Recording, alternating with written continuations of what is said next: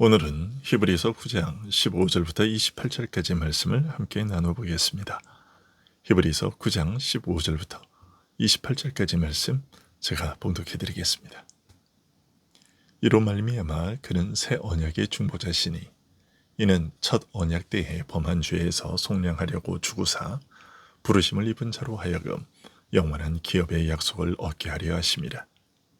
유언은 유언한 자가 죽어야 되나니 유언은 그 사람이 죽은 후에야 유효한즉 유언한 자가 살아있는 동안에는 효력이 없느니라.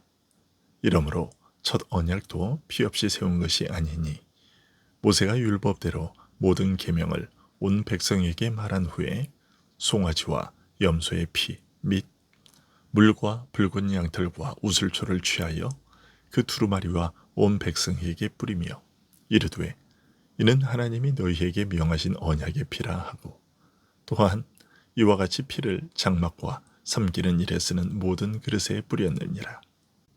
율법에 따라 거의 모든 물건이 피로써 정결하게 되나니 피 흘림이 없은즉 사함이 없느니라. 그러므로 하늘에 있는 것들의 모형은 이런 것들로서 정결하게 할 필요가 있었으나 하늘에 있는 그것들은 이런 것들보다 더 좋은 제물로 할지니라. 그리스도께서는 참것의 그림자인 손으로 만든 성소에 들어가지 아니하시고 바로 그 하늘에 들어가사 이제 우리를 위하여 하나님 앞에 나타나시고 대제사장이 해마다 다른 것의 피로써 성소에 들어가는 것 같이 자주 자기를 드리려고 아니하실지니 그리하면 그가 세상을 창조한 때부터 자주 고난을 받았어야 할 것이로되 이제 자기를 단번에 제물로 드려 죄를 없이 하시려고 세상 끝에 나타나셨느니라. 한 번 죽는 것은 사람에게 정해진 것이요 그 후에는 심판이 있으리니 이와 같이 그리스도도 많은 사람의 죄를 담당하시려고 단번에 들이신 바 되셨고 구원에 이르게 하기 위하여 죄와 상관없이 자기를 바라는 자들에게 두 번째 나타나시리라. 아멘. 아론의 반차를 따르는 제사장보다 비교할 수 없이 탁월하신 제사장이신 그리스도께서는 하늘 성소에 자기 피를 가지고 들어가셔서 영원하신 성령을 통하여 자기를 흠없이 하나님께 드림으로써 단번에 영원한 속죄를 이루시고 우리의 양심을 깨끗게 하셔서 온갖 악한 행실에서 벗어나 살아계신 하나님을 능히 섬길 수 있게 하셨습니다. 이런 탁월한 섬김으로 말미암아 그리스도께서는 새 언약의 중보자가 되셨다고 15절은 말하고 있습니다. 즉 그리스도께서 제사장으로 드리신 섬김은 옛 언약을 새로 세우도록 할 만큼 완전했다는 것입니다. 그리고 그리스도께서 새 언약의 중보자가 되신 이유는 첫 언약 때에 범한 죄에서 속량하시고 그들에게 영원한 기업을 얻게 하시기 위해서라고 알려주고 있습니다. 이어서 사도는 16절과 17절에서 우리에게 약속된 기업을 얻게 하기 위해서 그리스도께서 하신 일을 알려주고 있는데 그것은 죽음이었다는 것입니다. 우리말 성경은 유언이라고 번역되어 있는데 원어는 언약이라는 뜻입니다. 원어의 의미대로 번역되어야 문맥이 자연스럽게 이어지고 그 뜻이 더욱 풍부하게 나타납니다. 즉 하나님께서 언약하신 것을 이루기 위해서는 그리스도의 죽음이 반드시 필요했다는 사실을 말하고 있는 것입니다. 역으로 말하면 그리스도의 피 흘림이 없이는 결코 언약하신 기업을 얻을 수 없다는 것입니다.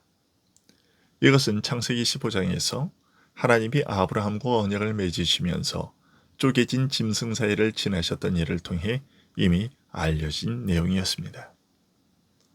즉 하나님께서 아브라함에게 하신 기업에 대한 언약은 그리스도의 죽음으로 인하여 성취될 것을 알려주신 것이었다는 말입니다.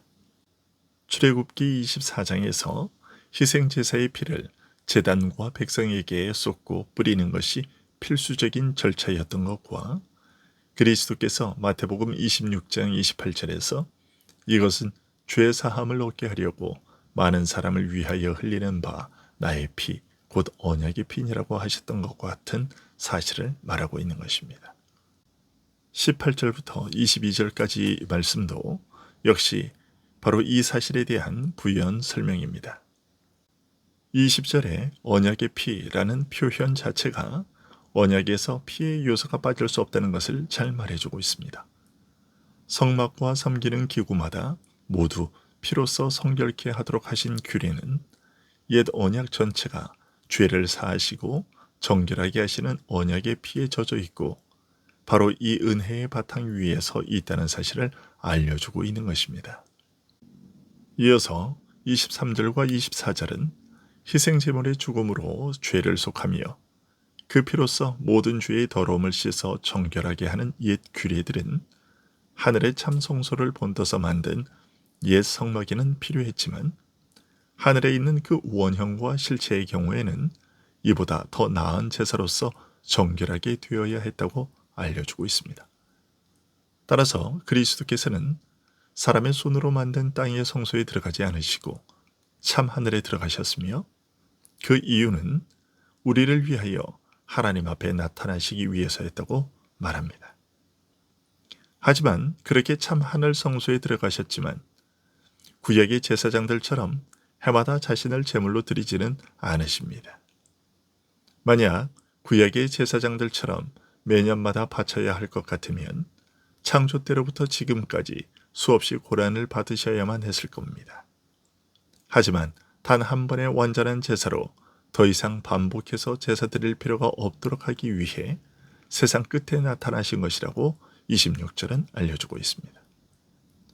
그런데 여기서 오해하지 말아야 할 것은 예수님께서 하늘 성소에 들어가셨다는 말을 들으면서 실제로 하늘에 건축물로서의 성전이 있다고 생각하는 것입니다. 여기서 그리스도께서 하늘 성소에 들어가셨다는 말은 그런 말이 아니라 이 땅에서 겪으신 모든 고난으로부터 시작해서 죽은 자 가운데서 부활하시고 하늘로 승천하신 것 전체를 두고서 하늘 성소에 들어가셔서 단번에 자기를 제물로 드리셨다고 표현하는 것입니다. 이런 사실을 설명한 후 사도는 다음과 같은 말을 전하고 있습니다. 27절입니다. 한 번 죽는 것은 사람에게 정해진 것이요 그 후에는 심판이 있으리니. 아담의 범죄 이후 사람은 그 죄로 인하여 죽는 것이 확정되었고 이후에는 두려운 심판이 닥칠 것을 기다리게 되었다고 말하고 있습니다. 인류와 첫 창조의 세계의 이 끔찍한 불행은 단번에 이루어진 일이었습니다. 단 한 번 아담이 범죄한 것과 더불어 단번에 초래된 불행이었습니다. 그러나 아무리 발버둥쳐도 사람 스스로 벗어날 수 없는 이런 죽음과 멸망의 불행한 굴레에서 벗어나게 하신 은혜가 있습니다. 28절입니다. 이와 같이 그리스도도 많은 사람의 죄를 담당하시려고 단번에 들이신 바 되셨고 구원에 이르게 하기 위하여 죄와 상관없이 자기를 바라는 자들에게 두 번째 나타나시리라.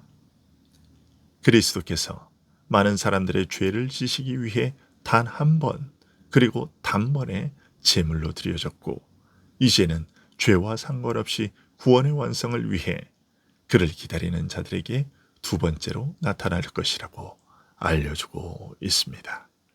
기도하겠습니다.